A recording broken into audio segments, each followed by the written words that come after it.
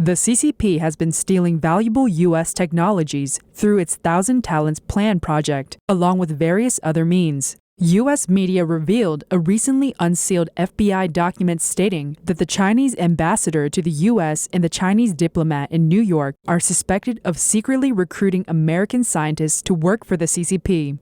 Several U.S. media, including the Daily Beast and the Washington Examiner, reported on June 25th that an affidavit filed by the FBI in federal court last year was unsealed in April.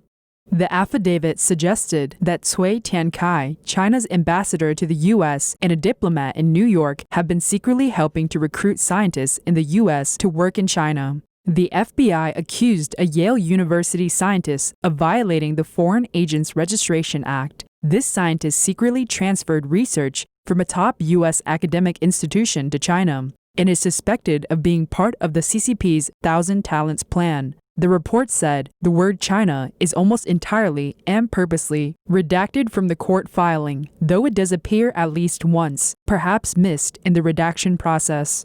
In this regard, outside experts have analyzed why the word China wasn't deleted from the released documents as is usual. It could have been an oversight, but it's more likely that the deletion was intentional.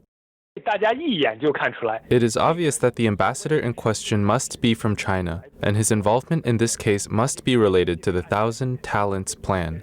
It wants the outside world to know that the embassy has been involved in poaching talent in the United States that could cause long-term damage to U.S. national security and economic interests, and that the accused ambassador is Cui Tiankai, the Chinese ambassador to the United States.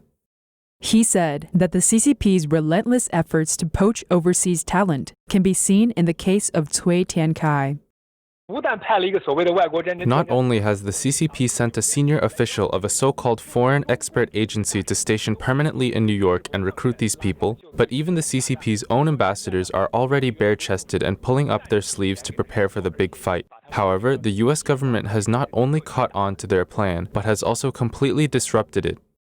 The FBI alleged that the scientist in question has been traveling between the U.S. and China, attempting to recruit high-level talent in fields such as molecular genetics and stem cell research to work at universities or research labs controlled by the CCP and to leak U.S. research results to the CCP. The FBI suspects that the CCP government officials ordered the scientist to recruit people in the United States. This scientist was one of the opening keynote speakers at a recent science conference sponsored by the CCP in Boston, which an ambassador to the United States, a diplomat in New York, and other Chinese officials also attended, and where recruits were sought.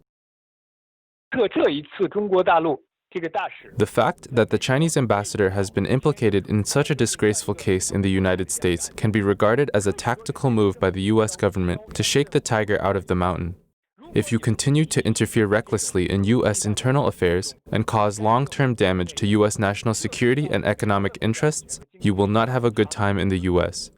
These are the direct warnings that this case is sending to Chinese communist officials.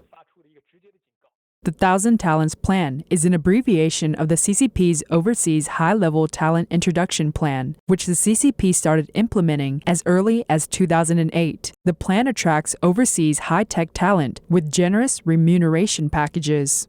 According to American biochemistry scientist Chen Li, the CCP lures overseas talent, especially ethnic Chinese, by giving millions or tens of millions of dollars in capital directly to the individuals and houses as gifts.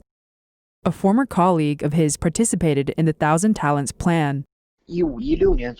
Around 2015 and 2016, because of referrals from colleagues and friends, he joined the Thousand Talents Plan at the National Sun Yat-sen University. I heard that the Thousand Talents Plan not only paid him a salary of $500,000 to $600,000 a year, but also gave him research funds and a house. In recent years, the U.S. government has begun to counter the Chinese Communist Party, CCP, on all fronts. U.S. researchers, especially those of Chinese descent, involved in the regime's Thousand Talents Plan and accused of secretly stealing and spying for the CCP, are frequently exposed. The Thousand Talents Plan is suddenly reduced to a prison plan. On June 24th, FBI Director Christopher Wray warned that China poses an extremely serious national security threat to the United States. Compared with 10 years ago, there has been a 13-fold increase in economic espionage cases, etc., related to the Chinese Communist Party. And the FBI now initiates an average of one such investigation every 10 hours.